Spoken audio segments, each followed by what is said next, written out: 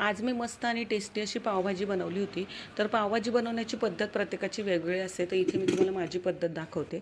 तर सर्वात पहिल्यांदा मी बटाटे उकडून आणि किसून घेतले होते आणि त्यानंतर शिमला मिर्च, टोमॅटो, फ्लॉवर आणि वाटाणा, बीट सगळं बारीक कट करून आणि 3 शिट्ट्या करून घ्यायच्या. त्यानंतर बटर आणि तेल टाकून त्यामध्ये कांदा परतवून घ्यायचा. 2 हिरव्या मिरच्या टाकलेल्या आहे. त्यानंतर आलं, लसूण आणि हिरवी मिरचीची पेस्ट करून घ्यायची आहे. पावभाजी मसाला टाकायचा आहे. आपला घरगुती मसाला 2-3 चमचे टाकायचा आहे.